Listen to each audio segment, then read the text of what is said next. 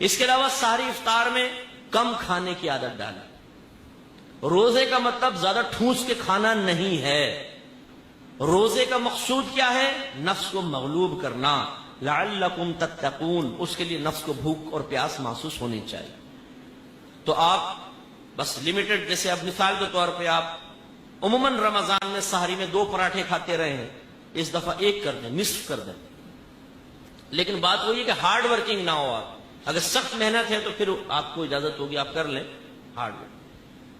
اسی طریقے سے افطار میں یہ نہیں کہ آزاد چھوڑ دیں اپنے آپ کو، جو مرضی کھائیں پی، نہیں، بڑا لمٹ کے ساتھ. اب آپ کہیں گے مفتی صاحب ہمیں پکوڑا منع کر کے چلے گئے، سموسے آزمائش میں ڈال دیا. چلے میں آپ کو اجازت دے دیتا ہوں.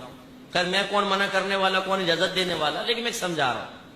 اگر بالفرض نفس قابو میں نہ آئے نا، زیادہ کا مطالبہ کرے، تو اس سے ایک فیس لیجئے. فیس کیا مطلب؟ آپ دسترخوان پہ بیٹھے ہوئے ہیں، نفس کہتا ہے یار پکوڑا کھلا دے، تو آپ جواب میں کہیں کیا دے گا؟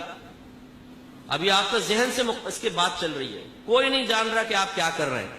اس لیے نفس کے ساتھ مجاہدہ ایک ایسی عبادت ہے جو خالص اللہ کے لیے ہوتی ہے. اس میں ریا کا دخل نہیں ہوتا، کیونکہ آپ آنکھیں بند کر کے اگر بیٹھے ہیں بالفرض اور نفس سے آپ کی گفتگو چل رہی ہے، لوگوں کو کیا پتا کیا ہو رہا ہے کیا نہیں ہو رہا. اب اس سے کہیں کہ چل پکوڑا کھلاؤں گا، فی پکوڑا کیا دے گا؟ نفس پوچھے گا کیا دوں بتاؤ، 100 دفعہ درود شریف. تو یہ فوراً کہے گا ٹھیک ہے پکوڑا کھا، فیس دے دوں گا. نہ، یہ اتنا ظالم شریک ہے، شراکت دار ہے. پکوڑا کھلوا دے گا، بعد میں کہے گا ابھی نہیں، کل پڑیں گے ایک ساتھ. نہیں، پہلے فیس دے پھر کھلاتا ہوں. تو افطار میں جیسے بیٹھ جاتے ہیں 15-20 منٹ پہلے ہی، تو بس 100 دفعہ درود شریف پڑا، 1 پکوڑا ہو گیا. تو یار سموسہ بھی کھلا دے، ٹھیک ہے کھا لے. اس کو کیا دے گا؟ یہ. یا شربت بھی پینا ہے، ٹھنڈا جام شیری، روح افزا، اس کے کیا دے گا؟ کیونکہ شربت زیادہ مزیدار ہوتا ہے، سکون، ٹھنڈک، ٹھنڈا پانی، ٹھنڈا شربت. اس کی فیس کیا دے گا؟ ٹھنڈک کی فیس علیحدہ ہے، شربت کی فیس علیحدہ ہے. ورنہ گرم پانی پیو، اس کی فیس لے لیں. تو اب جب آپ یہ فیسز مقرر کر کے کھائیں گے پیئیں گے، یاد رکھیں کہ بغیر فیس مقرر کیے جتنا نفس کی خواہش کے تابع ہو کر کھائیں گے وہ دل میں اندھیرا پیدا کرے گا، اور فیس لے کے جتنا کھائیں گے وہ دل میں نور پیدا کرے گا. آزما کر دیکھ لیں، اور اس کا پریکٹیکل ابھی سے شروع کر دیں، آج سے ہی شروع کر دیں. آج آپ گھر جائیں، اب دل چاہ رہا ہے زوجوں کو آواز دی، ارے نیک بخت چائے تو پلاؤ، لیکن پھر سوچیں نہیں ٹھہر جا. پھر نفس سے بولے چائے پیے گا؟ ہاں پیوں گا. کیا فیس دے گا بتا؟ ابھی بولے گا یار کس چکر میں پھنسا دیا تو نے فیس. یہ مولوی لوگوں کی اپنی باتیں چھوڑ، اس کو چھوڑ دے. یہ مولویوں کی اپنی باتیں نہ، مولویوں کی نہیں ہے، یہ میرے نبی کی باتیں. یہ میرے نبی کا طریقہ ہے، صحابہ کرام کا طریقہ ہے، اولیاء اعظام کا طریقہ ہے. حضرت مالک بن دینار رضی اللہ تعالی عنہ کو دودھ پینے کی خواہش تھی. فرمایا میں سال بھر تک 2 سال 3 سال دودھ سے روکتا رہا، نفس چلاتا رہا، چیختا رہا، لیکن میں اس کو نہیں پلاتا تھا. چلے اس سے پہلے میں ایک اور واقعہ سناتا ہوں، پھر یہ سناؤں. حضرت بایزید بستامی صاحب رحمۃ اللہ علیہ کے بارے میں منقول ہے کہ آپ کو انار کھانے کی خواہش ہوئی، نفس نے کہا انار کھلاؤ. فرمایا فیس کیا دے گا؟ کچھ دو. کہا کہ آپ کیا چاہتے ہیں؟ کہا کہ ساری رات عبادت. کہا مجھے منظور ہے. تو ساری رات یہ عبادت میں حضرت کے ساتھ معاون رہا. یاد رکھیں کہ نفس کے مغلوب ہونے کی علامت یہی ہے. آپ چاہیں کہ میں مسجد میں آ کے نماز پڑھ لوں، اندر سے کوئی رکاوٹ نہ آئے، کوئی انٹرنل ریزسٹنس نہ ہو، باطنی مزاحمت نہ ہو، فوراً آپ مسجد میں آ جائیں، کوئی رکاوٹ پیدا نہیں ہوئی، اس کا مطلب ہے نفس مطیع و فرما بردار ہے، کم از کم اس عمل کے سلسلے میں تو ہے. لیکن اگر آپ کہیں نماز پڑھ، اندر سے آواز آئے نہیں یار 10 منٹ بعد پڑھیں گے، یار ابھی ٹھہر جا نا، ابھی جسم دکھ رہا ہے، یار تھوڑی دیر، ابھی تو اذان ہوئی ہے یار، بعد میں کر لیں گے نا، یار اب تو ٹائم بہت کلوز رہ گیا، اب پڑھے گا بھی تو کوئی فائدہ نہیں ہے نا. اس کا مطلب ہے کہ نفس کی چالیں ہیں. تو حضرت نے نفس سے فرمایا کہ ہاں بھائی پوری رات عبادت کرے گا؟ کہنے لگا ٹھیک ہے انار کھلا دیجیے گا. پوری رات عبادت کرتے رہے. جب صبح ہوئی تو اس نے کہا کہ اب انار.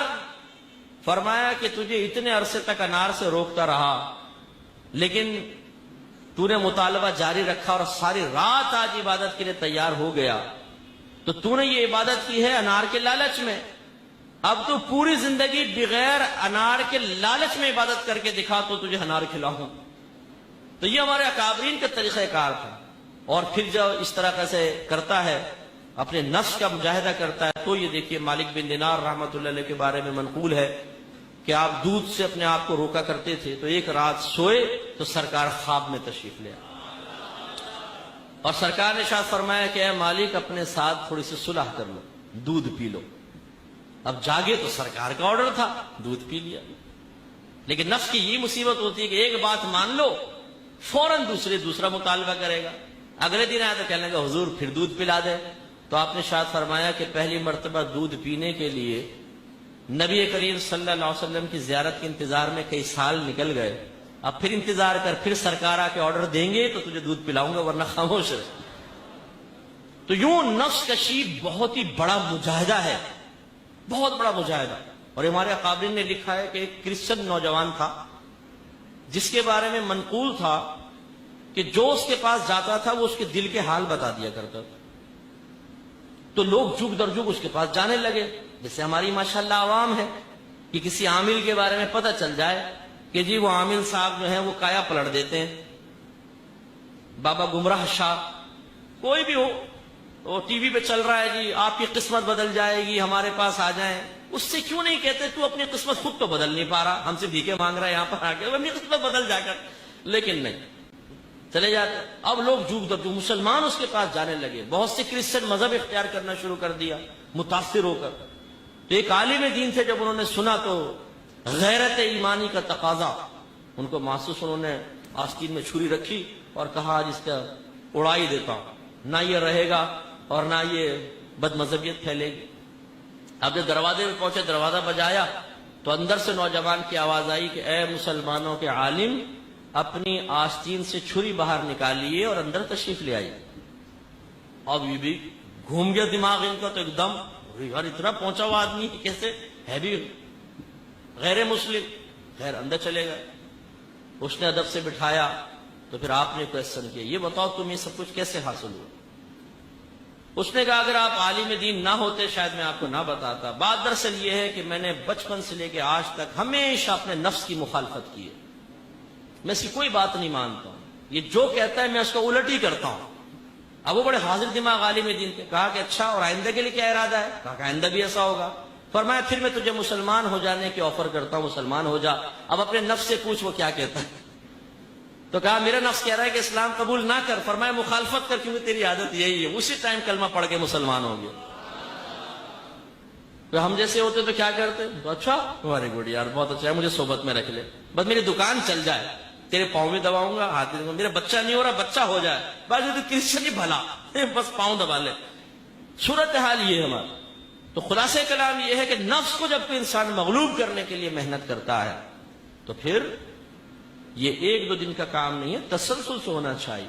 اور اگر آپ یہ سمجھتے ہیں کہ یار میری بہت ہی زیادہ خواہش ہو رہی ہے اور میں اپنے آپ کو روک نہیں پا رہا، تو پھر فیس والا معاملہ آپ ضرور کیجئے گا، اور یہ آپ کو کرنا پڑے گا، نہیں کریں گے تو یہ نفس تباہ کر دے گا۔ اس کی چالیں ہمیں سمجھنا بہت مشکل ہے۔ ابھی تو شیطان رمضان میں بند ہوگا، تب یہ نفس نہیں چھوڑتا، شیطان آ جائے گا تو یہ مل کر ہمارے ایمان کی تباہی کا سامان کرے۔